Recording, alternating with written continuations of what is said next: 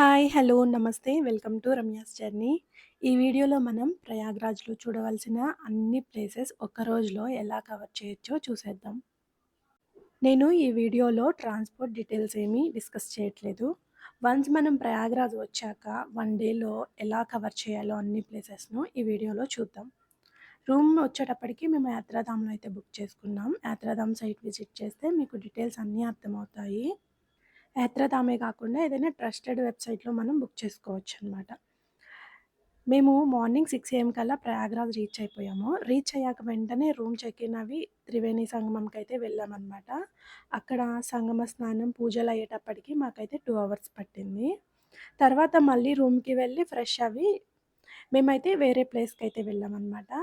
ప్రయాగ్రాజ్‌లో త్రివేణి సంగమ స్నానం డీటెయిల్స్ అన్నీ నేను లాంగ్ వీడియోలో అప్‌లోడ్ చేశాను. చూడని వాళ్ళుంటే చూసేయండి. త్రివేణి సంగమ స్నానం అయిపోయినాక మేము వెళ్ళిన ప్లేస్ సీతామఢి అండి. అది మనకి ప్రయాగ్రాజ్ నుంచి 45 కిలోమీటర్స్ దూరంలో ఉంటుందనమాట. దీనిని సీతామఢి అలాగే సీతా సమాహిత స్థల్ అని కూడా అంటారు. సీతమ్మ తన అవతారం చాలించి తన తల్లి అయిన భూమాతలో ఐక్యమైన ప్లేస్ అనమాట ఇది. ప్రతి ఒక్కళ్ళు తప్పకుండా చూడవలసిన ప్లేస్. ప్రయాగ్రాజ్ నుండి దూరంగా ఉంది కాబట్టి ఫస్ట్ ఈ ప్లేస్ చూసుకొని లోకల్ ప్లేసెస్ ఈవినింగ్ చూద్దామనైతే ప్లాన్ చేశామనమాట. సీతామఢి గురించి ఫుల్ డీటెయిల్‌గా అయితే లాంగ్ వీడియో అప్‌లోడ్ చేశాను. చూడని వాళ్ళుంటే చూసేయండి. ఇంకా మీకు టైం ఉంది అనుకుంటే ఇక్కడ దగ్గరలోనే 20 కిలోమీటర్స్ దూరంలో వాల్మీకి మహర్షి ఆశ్రమం, లవకుశులకి సీతమ్మ జన్మనిచ్చిన స్థలం అన్నీ ఉంటాయి. డీటెయిల్‌గా మనం చూసుకోవచ్చు. ఇదంతా మనకి ప్రయాగ్రాజ్ నుంచి 45, 50 కిలోమీటర్స్ దూరంలో అయితే ఉంటుందనమాట. తర్వాత మేము ప్రయాగ్రాజ్‌కైతే రిటర్న్ అయిపోయాము. మేము ప్రయాగ్రాజ్ వచ్చేటప్పటికి ఈవినింగ్ 6 పీఎం అయింది. ఆ టెంపో అతన్ని ప్రయాగ్రాజ్‌లో ఉన్న అన్ని ప్లేసెస్ చూపించేలా అయితే మాట్లాడుకున్నామనమాట. ఇక్కడ లోకల్ ఆటోస్ కూడా అవైలబుల్‌గా ఉంటాయి. మనకి అన్ని ప్లేసెస్ తిప్పి చూపిస్తారు. మనిషికి 100-150 రూపీస్ చార్జ్ చేస్తారు. మనం వెళ్ళిన టైం బట్టయితే అది బేస్ అయి ఉంటుంది. గంగా రివర్ మీదయితే మనం ఇప్పుడు ట్రావెల్ చేస్తున్నామనమాట. మనకి మొత్తం ప్రయాగ్రాజ్ కనిపిస్తుంది చూడండి లైటింగ్స్‌తో. అక్కడ పెద్దగా కనిపిస్తున్న ఒక టెంపుల్ ఉంది గదా! దాని పక్కనే మనం ఇప్పుడు ఎళ్ళబోయే హనుమాన్ టెంపుల్ అయితే ఉంటుందనమాట. తర్వాత మనం చూస్తున్న ప్లేస్ ఏంటంటే ప్రయాగ్రాజ్‌లో ఉన్న హనుమాన్ మందిర్. లేటే హనుమాన్‌జీ మందిర్ లేదా శ్రీ బడే హనుమాన్‌జీ మందిర్ అని కూడా పిలుస్తారు. ఇది త్రివేణి సంగమంకైతే దగ్గరలో ఉంటుంది. ఈ ఆలయంలో హనుమంతుడు 20 అడుగుల పొడవులతో శయనిస్తూ ఉండడం ప్రత్యేకమనమాట. ఇదైతే వర్షాకాలంలో లైట్‌గా మునుగుతుంది. ఈ ఆలయ చరిత్ర ఏమిటంటే, దాదాపు 700 సంవత్సరాల క్రితం పురాణాల ప్రకారం కన్నౌజ్ అనే ప్రాంతానికి చెందిన ఒక ధనవంతుడు, అతనికి పిల్లలైతే ఉండరనమాట. వింధ్యాచల్ కొండలలో లభించిన రాళ్ళతో హనుమంతుడి విగ్రహాన్నయితే తయారు చేయించారు. త్రివేణి సంగమానికి తీర్థయాత్ర చేస్తున్నప్పుడు సంగమంలో ఆ విగ్రహాన్ని వదిలిపెట్టిన తర్వాత అతనికైతే కుమారుడు జన్మిస్తారనమాట. తరువాత బాబా బాలగిరిజీ మహారాజ్ పూజ కోసం పవిత్ర స్థలం సిద్ధం చేస్తున్నప్పుడు ఈ విగ్రహం అయితే కనిపిస్తుంది. తర్వాత ఆ మహారాజ్ ఆ విగ్రహాన్ని ప్రతిష్ఠించి అయితే గుడి కట్టిస్తారు. ఇదే అన్నమాట ఆ విగ్రహము. త్రివేణి సంగమంలో అయితే వదిలేసారనమాట కోరిక కోరుకొని. ఈ ఆలయం టైమింగ్స్ వచ్చేటప్పటికి డైలీ మార్నింగ్ 5 నుంచి ఆఫ్టర్‌నూన్ 2 వరకైతే ఉంటుంది. తర్వాత ఈవినింగ్ 5 నుండి నైట్ 8 వరకైతే తెరిచి ఉంటుంది. మంగళ శనివారాల్లో అయితే నైట్ 10 వరకైతే తెరిచి ఉంటుందనమాట. మనం దర్శనమయినాక ఇంకొక ఎగ్జిట్ నుంచయితే బయటకొస్తామనమాట. తరువాత చూడవలసిన ప్లేస్ ప్రయాగ్రాజ్‌లో ఉన్న శక్తిపీఠం. ఇక్కడ అమ్మవారిని మాధవేశ్వరి మాతగా కొలుస్తారు. ఇక్కడ అమ్మవారికి ఇంకొక పేరు కూడా ఉంది. అలోపి శంకరి మాతగా గూడా పిలుస్తారనమాట. సతీదేవి శరీర భాగాలు పడిన ప్రాంతాలని శక్తిపీఠాలుగా పూజిస్తారు కదా! అలా సతీదేవి చేతివేళ్ళు ఈ ప్రదేశంలో అయితే పడినాయని చెప్తారు. అలా ఈ ప్రదేశం శక్తిపీఠంగా అయితే మారిందనమాట. ఇక్కడ అన్ని టెంపుల్స్ లాగా విగ్రహం ఏమీ ఉండదు. ఒక చెక్క ఊయలైతే ఉంటుంది.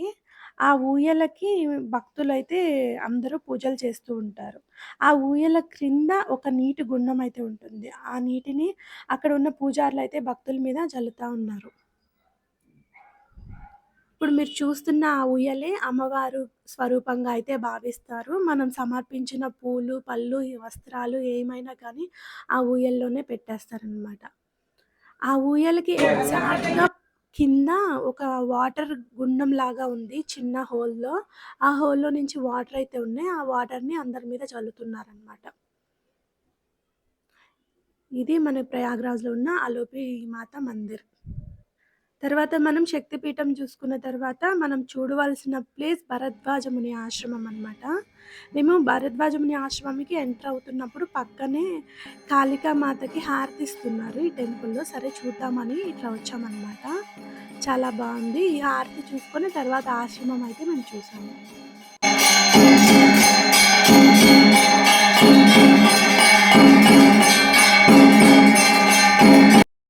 ఈ ఆశ్రమాన్ని కలియుగ సప్తఋషులలో ఒకరైన గౌరవనీయ ఋషి భరద్వాజుడైతే స్థాపించారు. ఆయన ఆశ్రమం కేవలం నివాసం మాత్రమే కాదు, అది గురుకులం, ఒక విద్యా కేంద్రంగా ఉండేదన్నమాట.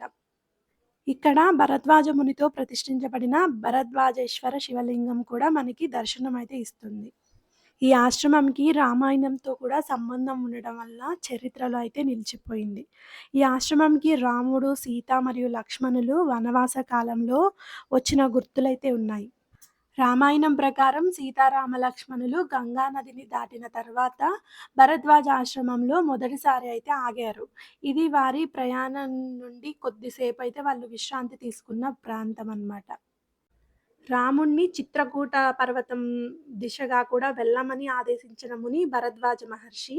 ఇక్కడ రాముడు వనవాసానికి వెళ్ళాడని తెలుసుకుని శత్రుఘ్నుడిని మరియు సైన్యంతో పాటు భరతుడు రాముడిని తన వనవాసాన్ని విడిచిపెట్టి అయోధ్యకు తిరిగి రావాలనైతే వేడుకున్నాడు. ఆ సంఘటనలు కూడా జరిగిన ఈ ప్రాంతాన్ని ప్రతి ఒక్కళ్ళు తప్పక విజిట్ చేయండి ప్రయాగ్‌రాజ్ వచ్చినప్పుడు. తరువాత భరద్వాజ ముని ఆశ్రమం చూసిన తర్వాత మనం చూడవలసిన ప్లేస్ నాగవాసుకి టెంపుల్. అమృతం కోసం దేవతలు, రాక్షసులు సముద్రమథనం చేసినప్పుడు మందర పర్వతం కర్రలాగా, నాగవాసుకి చిలకడానికి యూజ్ అయ్యే తాడులాగా అయితే మారుతారు. అలా పని చేయటం వల్ల వాసుకి తీవ్రమైన గాయాలైతే అయితాయి. సముద్ర మథనం తర్వాత విష్ణువు కోరిక మేరకు వాసుకి ప్రయాగ వద్ద విశ్రాంతి తీసుకుంటాడు. అక్కడ పవిత్ర త్రివేణి సంగమం అతని గాయాలనైతే నయం చేస్తది. తర్వాత కొన్ని రోజులకి కాశీరాజు వాసుకిని కాశీకి తీసుకురావడానికైతే తపస్సు చేస్తాడు. వాసుకి ప్రయాగను విడిచిపెట్టడానికి సిద్ధంగా ఉన్నాడు. కానీ దేవతలు అతన్ని వేడుకున్న తర్వాత అక్కడే ఉండాలని నిర్ణయించుకున్నాడు. వాసుకి 2 షరతులకైతే అంగీకరించాడు ప్రయాగ్‌రాజ్‌లో ఉండడానికి. భక్తులు సంగమంలో స్నానం చేసిన తర్వాత అతనిని సందర్శించాలి మరియు నాగపంచమి నాడు అతన్ని పూజించాలి అని 2 కోరికలైతే కోరుకుంటాడు. ఈయనే నాగవాసుకి అందరూ దర్శించుకోండి. మేము ఈ టెంపుల్‌కి వచ్చేటప్పటికి ఈవినింగ్ 7 అయిందనమాట. ఇక్కడ ఇంకా ఉప ఆలయాలున్నాయి. శివుడికి, విష్ణుమూర్తికి సంబంధించిన ఆలయాలైతే ఉన్నాయి. అన్నిటిని దర్శించుకొని, తర్వాత మేము తిరిగి వెళ్ళేటప్పటికి ఇక్కడ హారతి అయితే ఇస్తున్నారనమాట. ఈ టెంపుల్ ఏంటంటే గంగా నది ఒడ్డునే ఉంటుంది. అందుకని ప్రతిరోజు ఇక్కడ గంగా హారతి అయితే ఇస్తారంట.